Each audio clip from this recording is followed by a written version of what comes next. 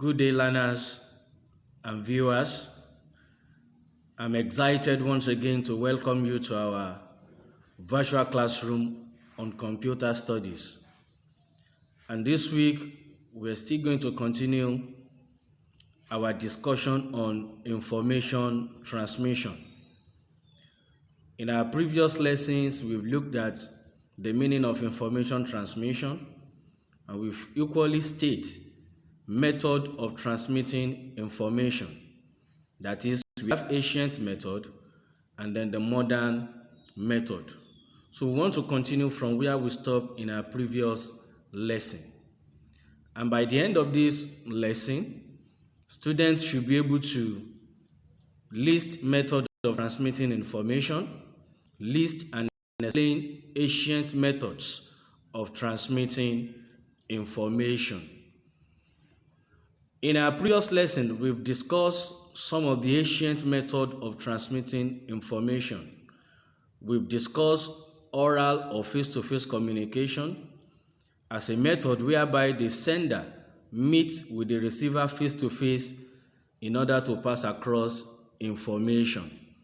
We've equally discussed drum beating as a way of transmitting information from the sender to the receiver, and we've equally discussed smoke or fire signals, also a method used in the olden days to pass information by burning bush to alert the people in the environment of the incoming danger.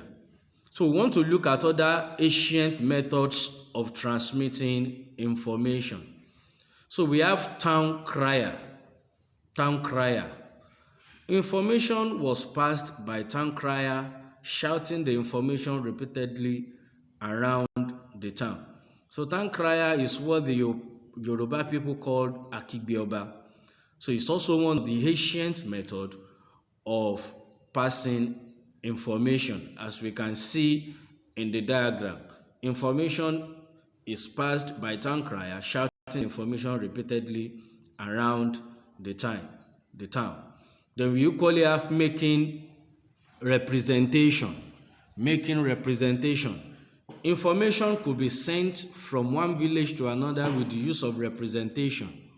For example, tying a cutlass with red cloth or palm front, which will inform the receiver that something bad is coming if proper attention is not taken. So making representation is also what the Yoruba people call pipa aroko.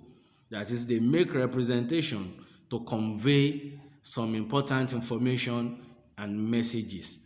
Then we have diagram drawing or drawing of diagrams. The diagram will be drawn on the walls or on the banks of trees. The messages are always understood by the person it was made for. So far so good. This very week we've looked at other methods of transmitting information. So we've looked at drawing diagram, we've looked at making representation, we've looked at town crier, and in our previous lesson we've looked at smoke signal, beating of drum, and equally face-to-face communication. So far so good. We have been able to look at the ancient method of transmitting information. So in summary, we have established that there are two methods of transmitting information. They are ancient and modern method. Ancient method of transmitting information includes oral communication, which we equally refer to as face-to-face communication, beating of drum, fire signal, town crier, making representation, drawing diagram. Others include whistling and also the use of pidgin to convey information. So for us to test our knowledge this very week, we equally have two questions for us, learners and viewers, to respond to. Number one is tying a cutlass with red cloth, which will inform the receiver that something bad is coming if proper attention is not taken, is dash. A, is it drum beating? Is it making representation? Is it town crier or fire signal?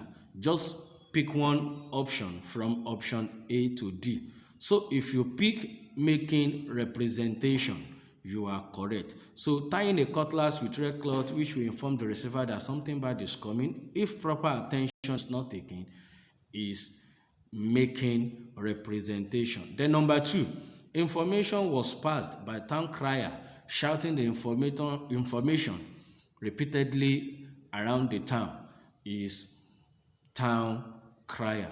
So far so good.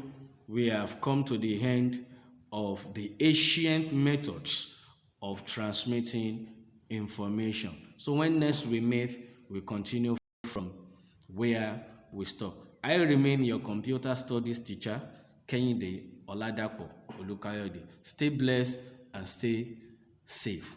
God bless you.